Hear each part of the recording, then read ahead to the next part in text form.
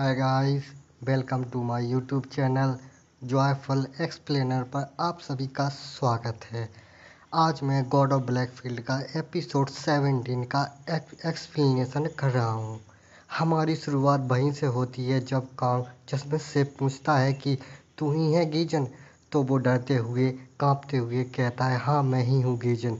अब आगे तो गीजन सोच रहा होता है कि ये तो वही सीनियर हैं जिनके बारे में भयानक की अफवाहें फैली हुई हैं कि ये बड़े खतरनाक हैं। ऐसी अफवाहें फैली हुई हैं स्कूल में, तो ये मुझे क्यों ढूंढ रहे हैं। फिर कांग गीजन से कहता है कि अच्छा तो तुम अब मेरे साथ चलो। तो गीजन डरते हुए कहता है कि क्यों। और क्लास के बच्चे ये सब देखकर डर गए होते हैं और चौंकते हुए कहते हैं गीजन ये साला पगला गया है, ये सीनियर कांग से जवान लड़ा रहा। और कहते हैं अब तो ये गया। कांग गीजन को कन्फ्यूजन से शांत होकर देख रहा होता है और बगल में किम वह बुली वो गुस्से होके कहता है गीजन से ये गीजन अबे साले तू पगला गया है क्या। और गीजन के पास जाके गुस्से में उसको उंगली दिखा के कहता है अबे साले तेरी हिम्मत कैसे हुई सीनियर कांग से जुबान लड़ाने की। तो ये सब देख के कांग गुस्से में उस बुली से कहता है कि तू मेरे बीच में मत आ।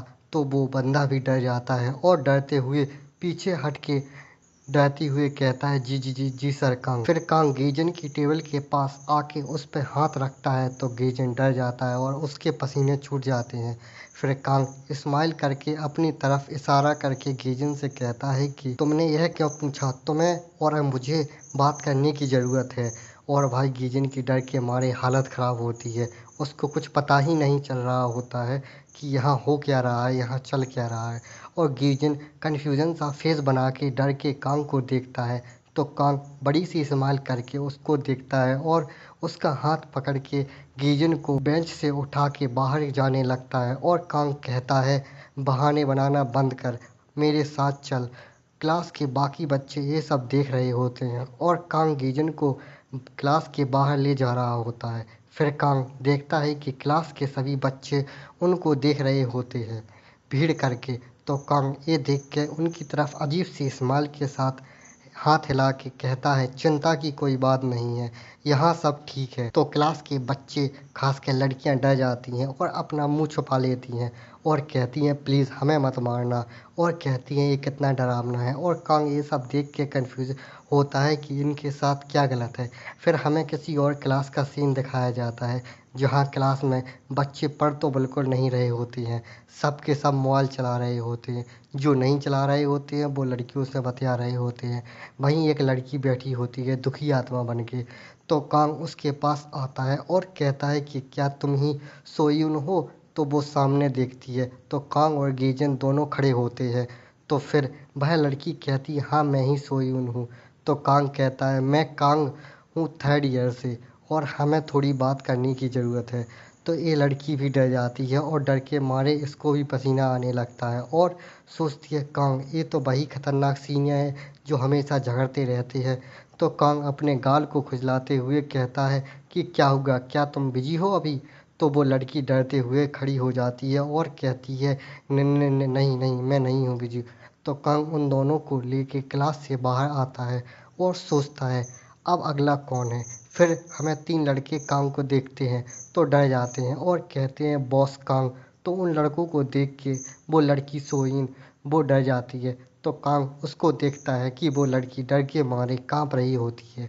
तो कांग उन लड़कों की तरफ देखता है और कहता है क्या है बे। तो वो तीनों कांग को झुक के नमस्कार करते हैं और कहते हैं मैं 2nd ईयर का हूँ, मैं आपको पहले ग्रीट करने आया था। तो कांग उनकी तरफ अपने हाथ से इशारा करते कहता है ठीक है अब चल जाए यहाँ से। तो वो लड़का भी डरते हुए कहता है यस सर। और कांग उनसे कहता है कि अब हट पे तुम लोग मेरा रास्ता बंद करके खड़े हो। तो वो लड़के डरते हुए साइड में हो जाते हैं और कहते हैं हमें माफ़ कर दो। और चश्मिश और वो लड़की सर झुका के डरते हुए खड़े होते हैं। फिर कांग और चश्मिश और उस लड़की को लेके आगे निकल जाता है और पीछे से वो तीनों लड़के अपना सर झुका के कहते हैं कांग से कि सर आपका दिन अच्छा हो। फिर हमें स्पोर्ट रूम का सीन दिखाया जाता है। तो उसके अंदर टीचर और कांग और बाकी वो बच्चे जिनको स्कूल में परेशान किया जाता था वो बच्चे बैठे होते हैं। कांग उन बच्चों से कह रहा होता है कि तुम लोगों को पता है मैंने तुम लोगों को यहाँ क्यों बुलाया है। और कांग कहता है मैं एक स्पोर्ट क्लब बनाने की सोच रहा हूँ और टीचर इस क्लब के सुपरवाइज़र रहेंगे। तो वो सभी बच्चे कंफ्यूज होके सभी कांग को देख रहे होते हैं। तो कांग उन सब बच्चों से पूछता है कि अब बताओ कोई सवाल है तुम लोगों के। तभी वही चश्मश अपना हाथ उठा के कहता है कि अच्छा, तो हम लोग कौन सा स्पोर्ट करेंगे। तो कांग कहता है कि हम लोग यहाँ फिजिकल ट्रेनिंग करेंगे और कुछ सेल्फ डिफेंस के बारे में सीखेंगे और शायद मैदान में हॉकी भी खेलेंगे। तभी एक लड़की अपना हाथ उठा के कहती है कि तो आपने हम लोगों को यहाँ क्यों बुलाया है। तो कांग कुछ सोचता है और कहता है क्योंकि। फिर कांग शांत होके उन्हीं की तरफ देखने लगता है। तो ये देख के सारे बच्चे कन्फ्यूज हो जाते हैं और कन्फ्यूजन में कांग की तरफ देखते हैं। तभी टीचर खांसते हैं और कहते हैं कि वैसे हम लोग तुम लोगों को ज़बरदस्ती ज्वाइन कराने को नहीं कह रहे हैं। अगर तुम लोगों को ज्वाइन करना है तो कर लो और नहीं करना है तो तुम लोग जा सकते हो। तभी टीचर एक टेबल की ओर एक पेन और एक पेपर की ओर इशारा करके कहते हैं कि तुम लोगों के लिए फ़ायदेमंद होगा अगर तुम लोग इसको ज्वाइन करोगे। वहाँ वो डॉक्यूमेंट रखे हैं, जिनको ज्वाइन करना है वो अपना एप्लीकेशन फॉर्म भर दें और उसमें अपना नाम लिख दें। और जिनको नहीं करना ज्वाइन तो वो थोड़ी देर रुके और उनके लिए लंच आ रहा होगा तो वो लोग लंच खा के चले जाएं। तो कांग अजीब सी स्माइल में उनको धमकाते हुए कहता है कि बताओ ये कैसा है, मज़ेदार है ना। तो कांग को ऐसा देख के उन सब की तो बत्ती गुल हो जाती है, कुछ बोल ही नहीं पाते। तभी टीचर कांग के पास आके उसके कान में कहते हैं उनको ऐसे मत देखो, ये अफ्रीका नहीं है, ये बच्चे डर जाएंगे। तभी कांग भी उधर से फ्रस्ट्रेट होके कहता है कि अबे यार मैं अपना बेस्ट दे रहा हूँ। फिर टीचर की तरफ इशारा करके कांग से कहता है ये बताओ ये यहाँ क्या कर रही है। तभी हमें अपनी स्नो वाइट को दिखाया जाता है जो उन बच्चों के पास जाके मुस्कुराते हुए कहती है हाय मैं किम हूँ और मैं इस क्लब की मैनेजर हूँ। और भाई लोग अपनी स्नो वाइट का क्यूट सा फेस दिखाया जाता है जो एप्लीकेशन फॉर्म लिए होती है और कहती है सबसे तो बताओ कौन कौन क्लब ज्वाइन करना चाहता है। फिर कांग यह देख के अपने सर पे हाथ रख के कहता है क्या पागलपंती है ये। और टीचर कांग के कान में कहती हैं तुम इस लड़की को अपने साथ क्यों लाए हो, यहाँ इसके एक प्रसिद्ध यूनिवर्सिटी में जाने की सोच रहा है। तो कांग कहता है तुम्हें क्या लगता है मैं इसको लेके आया हूँ अपने साथ।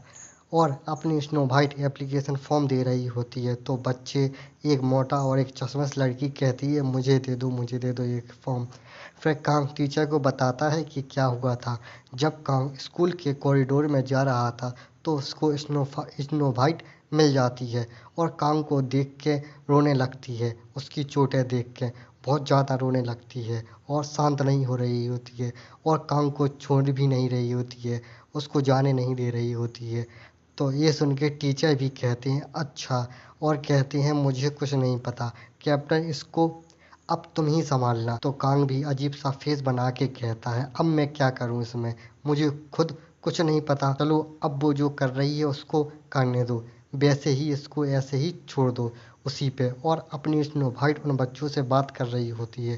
तभी डिलीवरी वाला आता है गेट के पास और कहता है कि क्या आपने ही खाना मंगाया है। तो टीचर कहते हैं हाँ मैंने ही मंगाया है। और टीचर डिलीवरी बॉय से कहते हैं कि यहाँ टेबल पर रख दो। तो वो टेबल पे खाना रख रहा होता है तो गेट के बाहर से वो पीले बालों वाली लड़की जिसका नाम मैं भूल गया हूँ वो चुपके से देख रही होती है। तो कांग खाना खाते हुए उसको पीछे से पलट कर देख लेता है तो वो लड़की भी कांग को देख लेती है और जल्दी से दौड़ लगा के भागने लगती है। तभी कांग भी पीछे आता है और उसको बुलाता है तो वो पलट कर देखती है। कांग उस पीले वालों लड़की से कहता है तुम फिर से यहाँ आवारागर्दी करती फिर रही हो। ये सुन के वो लड़की भी चौंक जाती है और शर्माती हुए चिल्ला के कहती है मैं कोई आवारागर्दी नहीं फिर रही हूँ। तो कांग कहता है सही में तुम नहीं कर रही हो। तो वो लड़की कहती है मैं नहीं कर रही हूँ। तो कांग कहता है अच्छा है तो नहीं कर रही हो तो जाओ अब यहाँ से। पीछे पलट कर जाने लगता है और वो लड़की देखती रह जाती है सर झुका के। तो कांग गेट के पास पहुँचता है तो वो लड़की कहती है कांग। तो कांग पीछे पलटता है तो वो लड़की कहती है क्या मैं सच में जाऊँ। तो कांग भी कह देता है हाँ जाओ।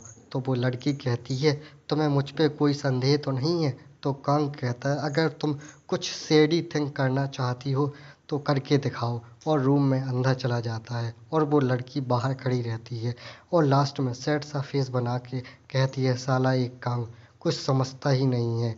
और इसको भी लगता है प्यार हो गया अपने कांग से।